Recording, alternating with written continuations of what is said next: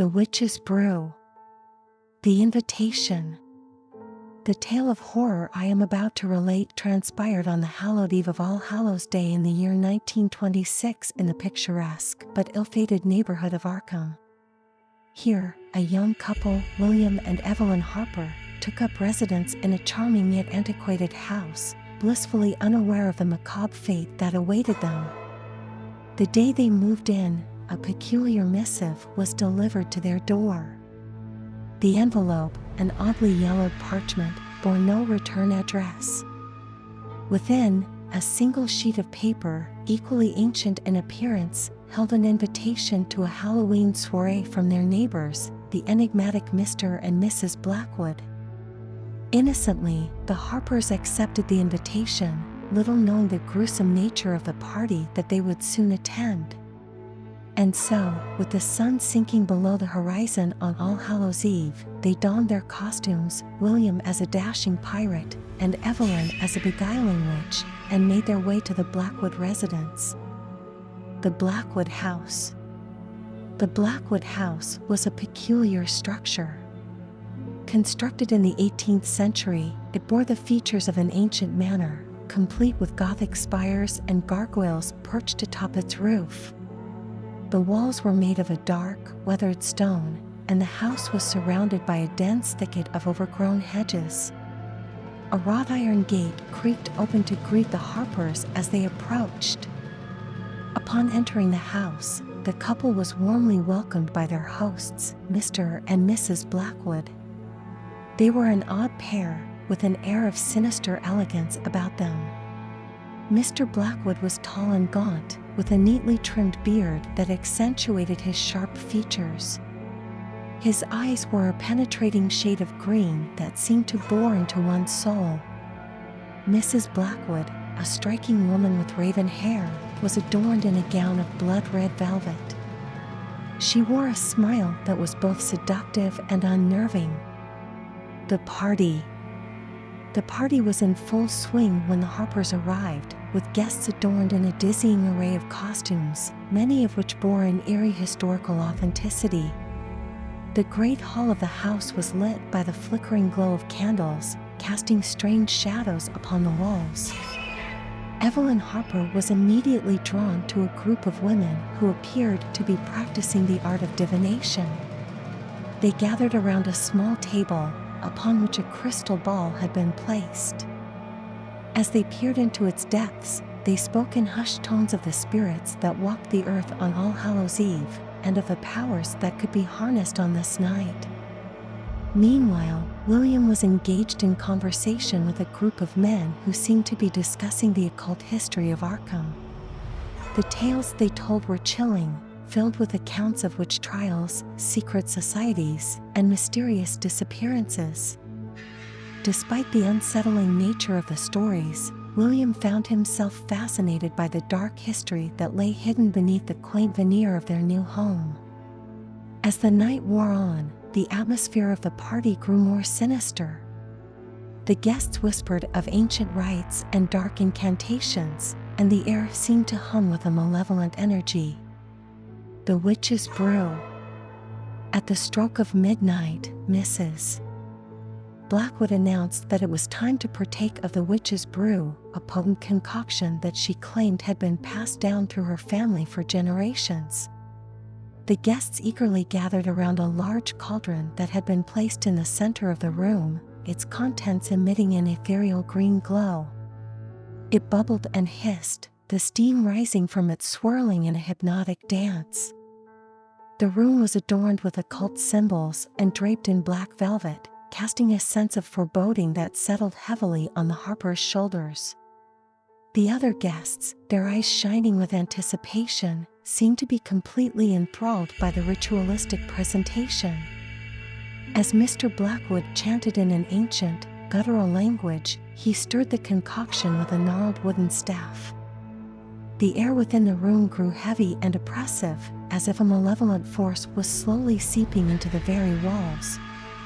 The guests swayed to the rhythm of his incantations, their faces twisted into disturbing expressions of ecstasy. Each guest was handed a small chalice of intricately carved silver, and one by one, they filled their cups from the bubbling cauldron.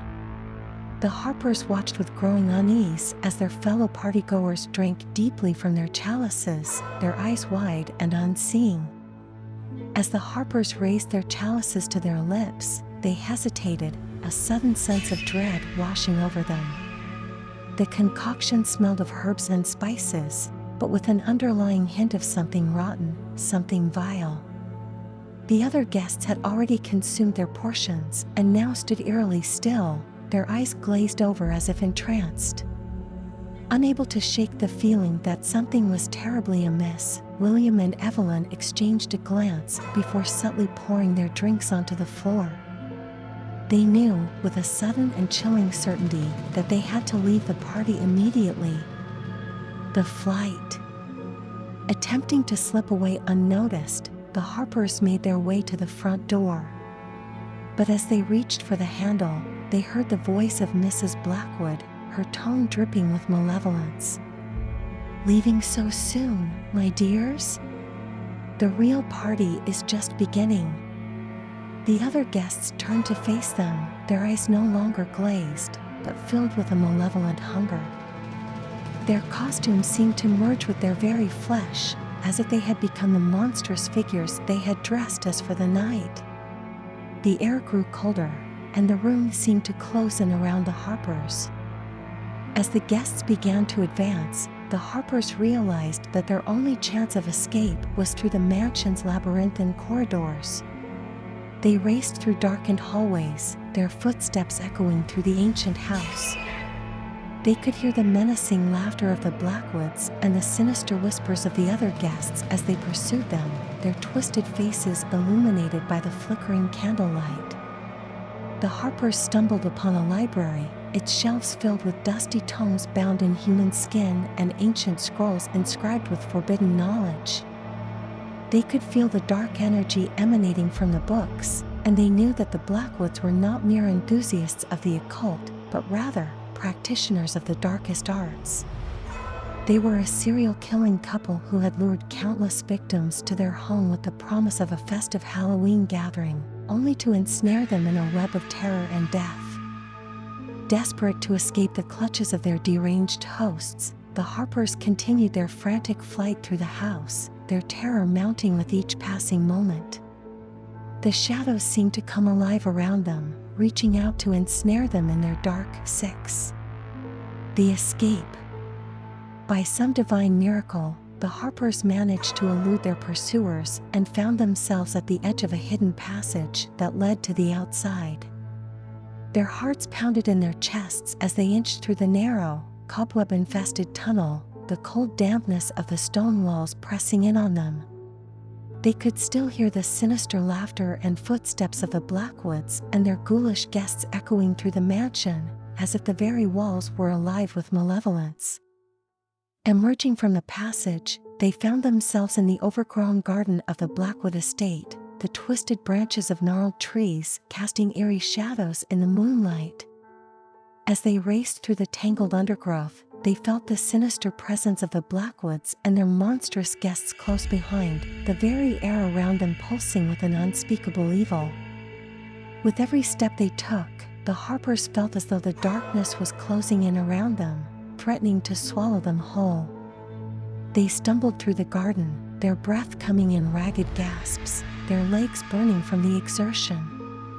Finally, they caught sight of their own home in the distance, its warm, welcoming light a beacon of hope amidst the encroaching darkness. Summoning the last of their strength, the Harpers lunged forward, throwing themselves through the front door and collapsing onto the floor of their own home. Their hearts pounded in their chests, their limbs trembling from the terror of their narrow escape. They clung to one another, their eyes wide with horror at the events they had just witnessed. As the sun rose on All Saints' Day, the Harpers made a solemn vow to leave Arkham forever, to put behind them the nightmares that had haunted their brief stay in that cursed town.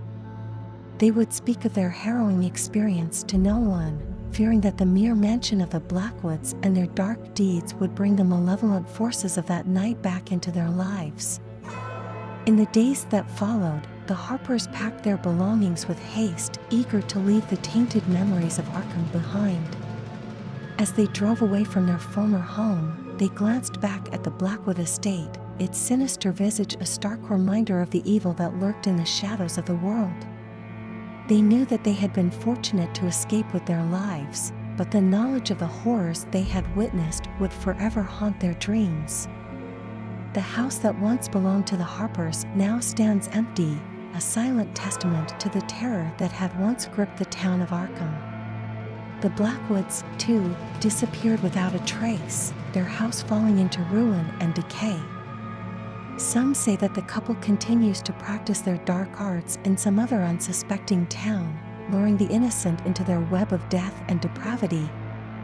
Others claim that they were punished for their wicked deeds, their souls dragged down into the abyss by the very demons they had sought to control. But one thing is certain, every year, as the sun sets on All Hallows Eve, the wind that whispers through the streets of Arkham carries with it the echoes of a nightmare that has haunted the town for nearly a century, a nightmare that began with a simple invitation to a Halloween party.